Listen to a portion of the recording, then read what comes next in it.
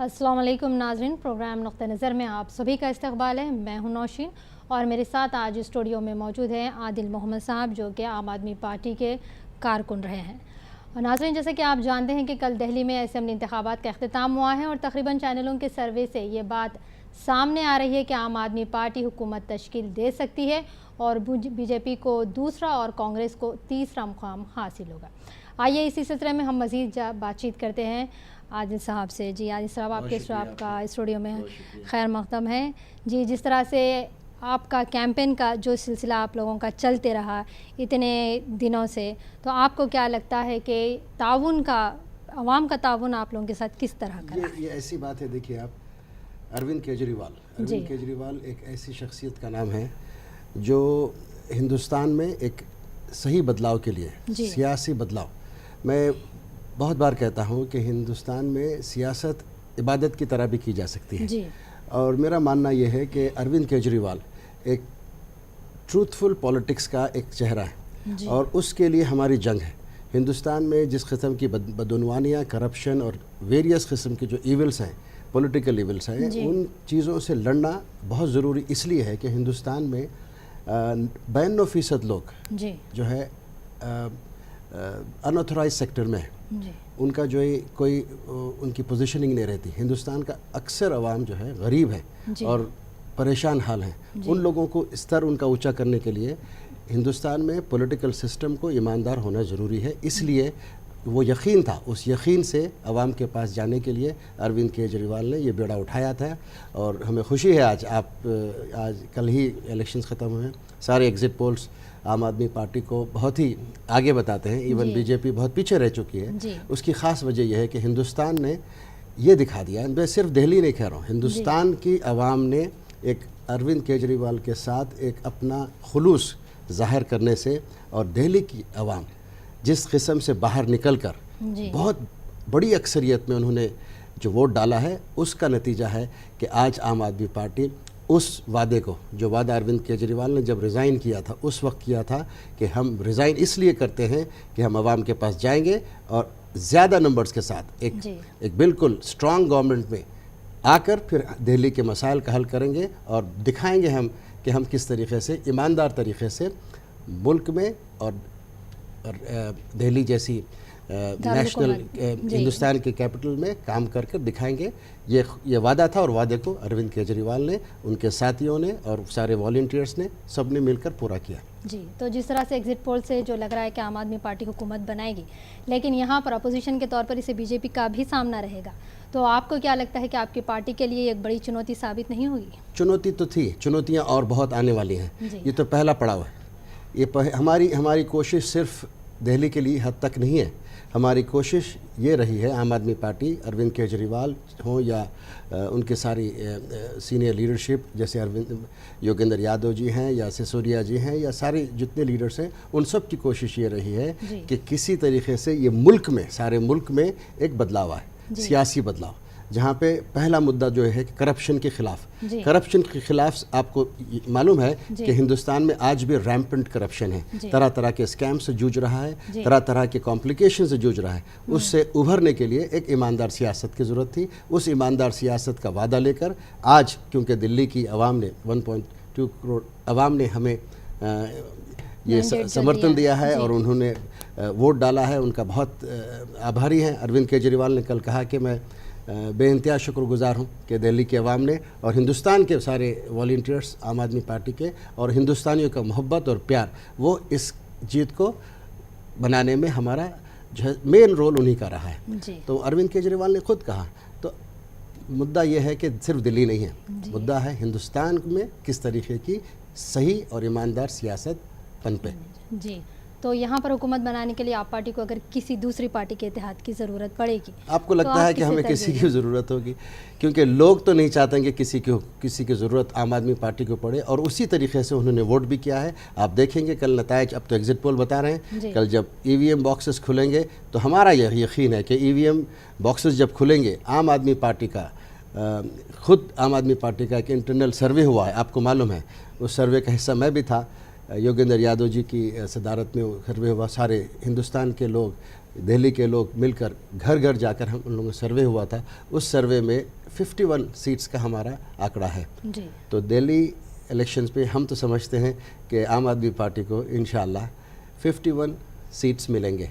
जी, यहाँ पर आप सीट्स मिलेंगे इस बात तो कर रहे हैं, लेकिन मेरा सवाल यहाँ पर ये ज़रूर उठेगा कि 39 दिन की जो हुकूमत रही है फिर इससे दूरी, लेकिन आवाम फिर भी पार्टी के करीब रही है। हाँ, ये सवाल आप जो कह रहे हैं वो सवाल आप थोड़ा सा आज बदल गया, मीडिया के अंदर ये सवाल बदल गया। पहले हमसे ये पूछा जाता था कि अरविंद केजरीवाल ने बड़ी गलती की।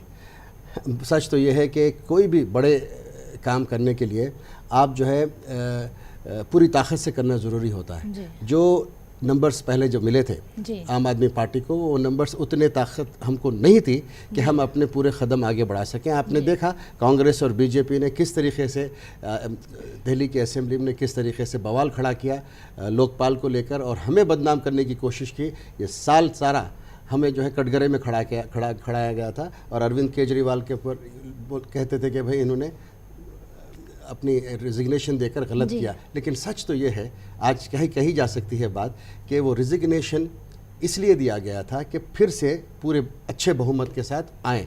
और आज खुशी की बात यह है कि वो बात अरविंद केजरीवाल की जो गट फीलिंग था उनका कि अवाम हमारे साथ है। हाँ, गलती हुई थी कि पहले पूछा था कि इलेक्शन से पहले, इलेक्शन जब हुआ था कांग्रेस से पूछकर गवर्नमेंट बनी थी, लेकिन जब रिजिग्नेशन दिया था पब्लिक से पूछे बगैर हमने अरविंद केजरीवाल ने रिजिग्नेशन दिया था। लेकिन उन्होंने एतराफ़ भी किया कि हमारे से गलती हुई। ये बहुत बड़े लोग होते हैं जो एतराफ़ कर लेते हैं। ये पॉलिटिकल सिस्टम में आज लोग जो है पॉलिटिकल एतराफ़ करते हैं, ये ईमानदारी से एतराफ़ किया था। उसका बदला दिल्ली के अवाम ने और वोट डालकर भी और अपने पूरा खुलूस दिखाकर उन्होंने दिया। उनको कहते थे ये छोड़कर चले गए, भाग गए, लेकिन फिर कुछ मजाक बनाने लगे कि मफलर लगा के खांसते फिरते हैं। आज हम कह सकते हैं कि muffler man is back in Delhi. वही मफलर मैन जो मेहनत कर ये पार्टी को उन्होंने खड़ा किया, जिसमें लाखों कार्यकर्ताओं की खून पसीना लगा है, रात दिन की मेहनत लगी है और ईमानदारी से जुड़े हैं।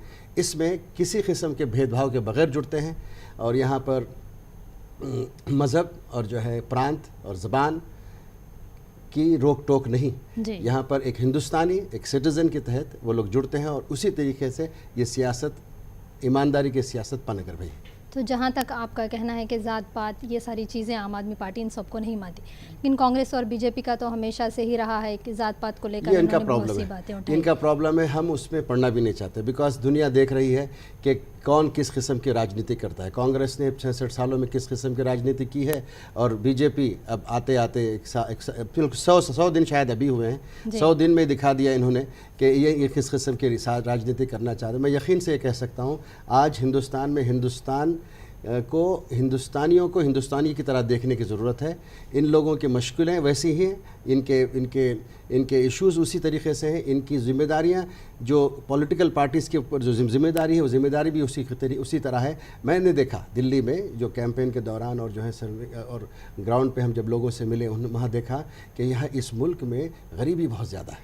दिल्ली जैसे शहर में यकीनन 40 से 45% जो लोकेलिटीज़ हैं दिल्ली के इतनी खस्ता हालत में हैं, जहाँ आप यकीन मानिए मैं कहते हुए भी शर्म आती है। 15 साल से एमसीडी में बीजेपी की कांग्रेस की सरकार, बीजेपी की वो है म्यूनसिपल बॉडीज़ में, और कांग्रेस भी थी और बीजेपी उससे पहले भी थी। 15 साल से कुछ लोकेलिटीज़ ऐसे हैं, कुछ नहीं बहुत से लोकेलिटीज़ ऐसे हैं जहाँ पे नल नहीं है, पानी नहीं आता, एक खतरा पानी नहीं आता, वहाँ पे रोड नाम की कोई चीज़ नहीं है, वहाँ पे कोई हेल्थ का मसला नहीं है, वहाँ पे स्कूल्स नहीं है, वहाँ पे इकोनॉमिकल स्टेटस इतना गिरा हुआ है कि लोग बस जी रहे हैं।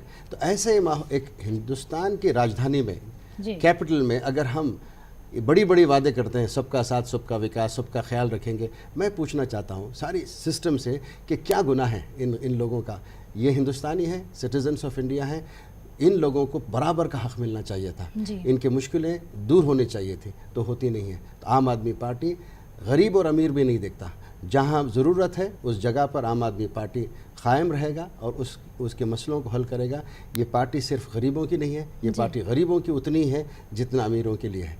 हर अच्छे आदमी के लिए हम खड़े रहेंगे और हर मसले का हल करने की ये कोशिश आम आदमी पार्टी की रही है और रहेगी, आप देखेंगे आने वाले दिनों में। जी, यहाँ पर मैं ये सवाल आपसे ज़रूर पूछूंगी कि आम आदमी पार्टी को छोड़कर जाने का जो फैसला शाज़िया इल्मी का रहा है और दीगर का भी रहा है जो इस पार्टी से अलग हुए हैं, लेकिन हमेशा इन्होंने यही कहा है कि केजरीवाल के तौर तरीक़े से वो नाराज़ रहे हैं। देखिए, आप मेरी बात को मानेंगे, कोई भी पॉलिटिकल पार्टी हो या कोई तंजीम हो, कोई ऑर्गेनाइजेशन हो या कोई कंपनी हो, वहाँ लीडरशिप बहुत इम्पॉर्टेंट होती है और फैसले कलेक्टिवली होते हैं इंटरनली, लेकिन फैसला जो फाइनली जो फैसला होता है किसी एक को लीडर मानना ज़रूरी होता है, क्योंकि डिसिप्लिन के लिए लीडरशिप भी ज़रूरी है। लेकिन वो डिसिप्लिन के लिए हमारे पास पॉलिटिकल अफेयर्स कमेटी है कांग्रेस आम आदमी पार्टी में, सबको अपनी राय रखने का अधिकार है। एक एक वॉलंटियर अपनी राय रख सकता है। हमारे पास इंटरनल लोकपाल है। ये चीज़ें जो शाज़िया इल्मी की जो पब्लिक में जाकर बात की थी, उनको इंटरनल लोकपाल में बात उठा सकते थे, लेकिन शाज़िया इल्मी हम नहीं समझते कि शाज़िया इल्मी ने कोई दानिशमंदी का सबूत दिया है। उनको जिस तरीके से उन्होंने आम आदमी पार्टी को छोड़ा है वो उनका अपना मामला है, लेकिन वो खुद समझ जाएंगी कि जो जहाँ बैठी हैं वो सरवारकर की और बीजेपी आरएसएस के लोगों के साथ वो अपना कंधे से कंधा मिला के चली, मुबारक उनके लिए।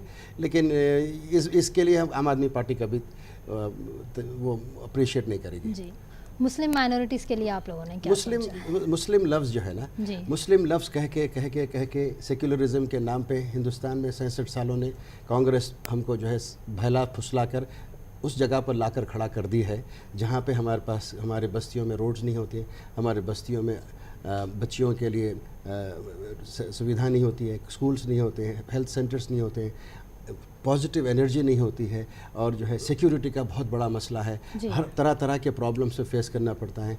गवर्नमेंट तो यही थी, इन्हीं की गवर्नमेंट थी, लेकिन अब कई सर्वेस के बाद ये मालूम होता है कि हिंदुस्तान में मुसलमानों का स्तर बद से बदतर होता गया है। ये ऊंचा नहीं हुआ, तो इसके जिम्मेदार तो वही लोग होने चाहिए। लेकिन आम आदमी पार्टी मज़हब की सियासत में नहीं बिलीव करती, बिल्कुल बिलीव नहीं करती। आम आदमी पार्टी इंसानियत की सियासत करती, इंसानों से डील करती है। यहाँ पे कोई वर्ग का आदमी हो, चाहे हिंदू हो, मुसलमान हो, सिख हो, ईसाई हो, उनको बराबर का दर्जा मिलेगा और उनकी हर मसले का एक हिंदुस्तानी शहरी होने के नाते जो उनके हुकूक़ है, हमारा कॉन्स्टिट्यूशन, हमारे आइन से जो उनके हुकूक़ हैं, उन हुकूक़ की पूरी तरीक़े से उसकी हिफाजत होगी और उसमें बढ़ोतरी होगी। उनको कभी ये नहीं लगेगा कि हम जो है कुछ अलग है ही नहीं। हमारा आइन हमको अलग नहीं बनाया, हमारे सियासतदानों ने हमको अलग कर दिया। होना बिल्कुल नहीं चाहिए था। लेकिन मैं फ़ख्र से ये कह सकता हूँ कि आज एक ऐसी सियासी पार्टी खड़ी है जो सिर्फ़ और सिर्फ इंसानियत की बुनियाद पर, हिंदुस्तानी होने की बुनियाद पर, इत्तेहाद की बुनियाद पर और इंक्लूसिव ग्रोथ, जो रियल मानों में जो इंक्लूसिव ग्रोथ होता है, उसको आगे रखकर इन लोगों के देखिए, महात्मा गांधी का मुल्क है। इस महात्मा गांधी के मुल्क में तरह की बातें और तरह का इल्ज़ामात और तरह की बातें हम देखते हैं हो रही हैं। मैं उस पर डिटेल्स में नहीं जाना चाह रहा हूँ, लेकिन महात्मा गांधी का मुल्क महात्मा गांधी का ही मुल्क रहेगा।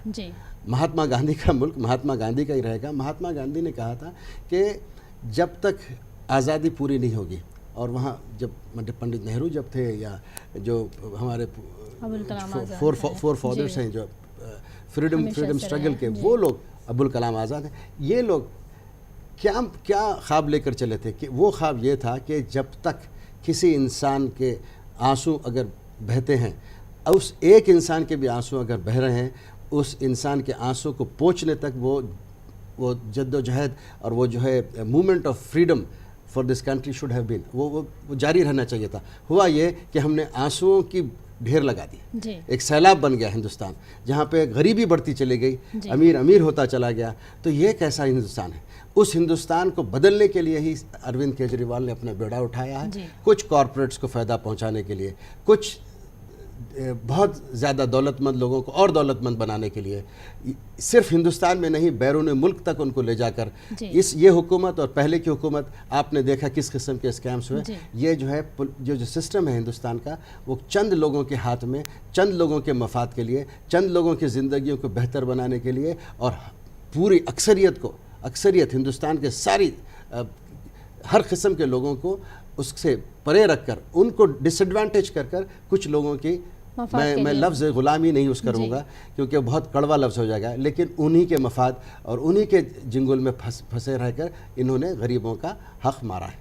तो उसके ख़िलाफ़ अरविंद केजरीवाल हैं। जी, नाज़रीन, यहाँ वक्त हो चला है एक छोटे से वक्फे का। वक्फे के बाद भी हमारी इस बातचीत का सिलसिला जारी रहेगा।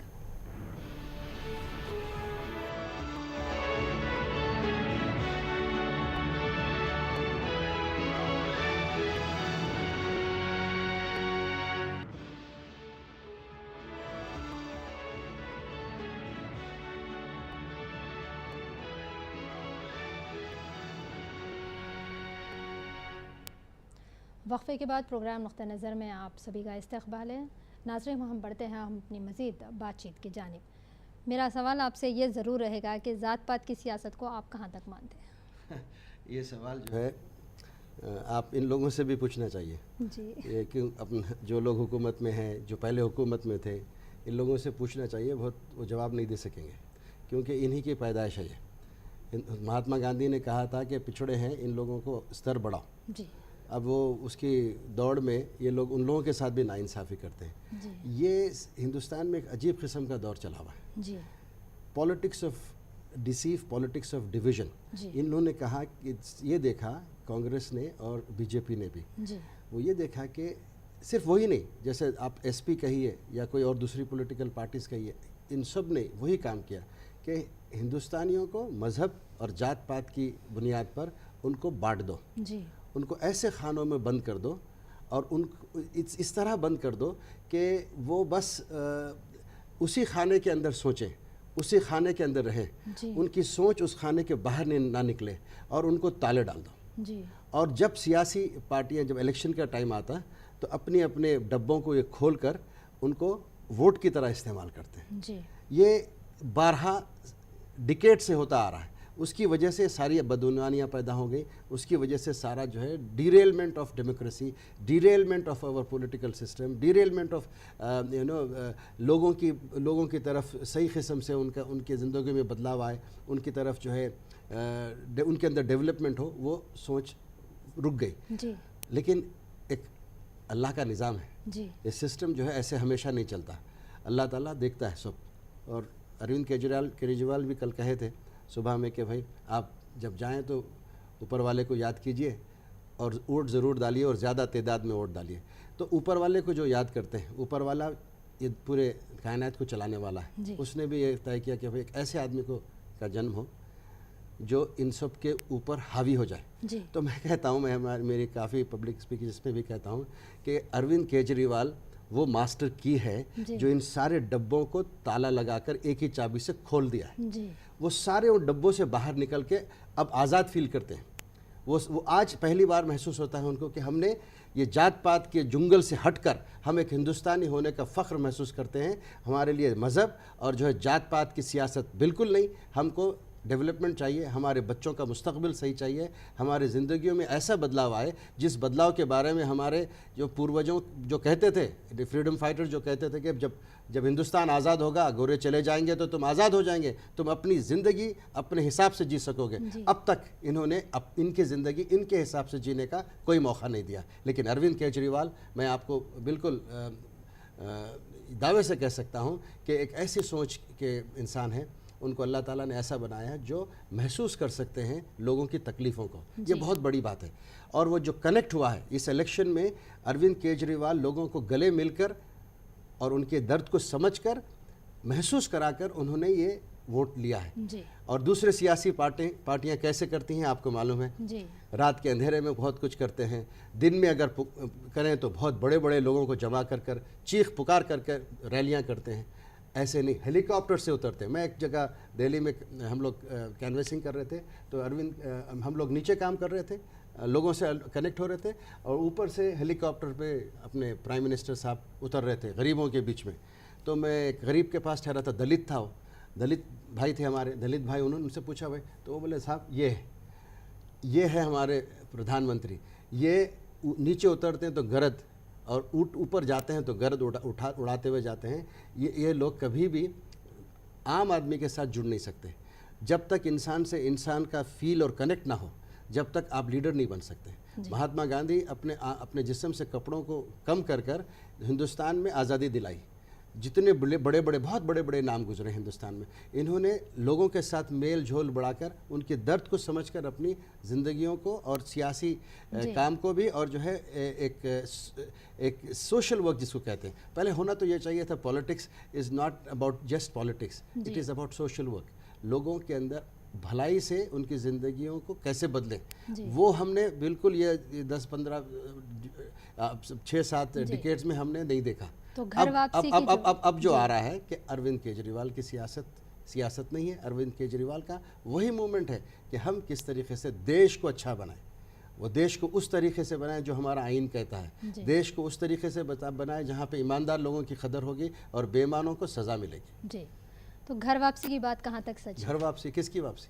जिस तरह से देखा जा रहा है कि अब यहाँ बैठे हुए आप जाएंगे शाम में घर, जी, मगर आप कुछ और बात कर रहे हैं मेरे ख्याल से। जी, जिस तरह से घर वापसी की बात हुई है, जिस तरह से यहाँ पर ये कहा गया कि जात पात की सियासत हुई है, तो इन सब चीज़ों के ऊपर नरेंद्र मोदी, वज़ीर-ए-आज़म नरेंद्र मोदी क्यों नरेंद्र मोदी की बात आप बार बार आप कह रहे हैं। मैं नरेंद्र मोदी जी हमारे प्रधानमंत्री हैं, वो जब हुकूमत में आए थे उनके नारे कुछ और थे। उनके नारे थे सबका साथ सबका विकास।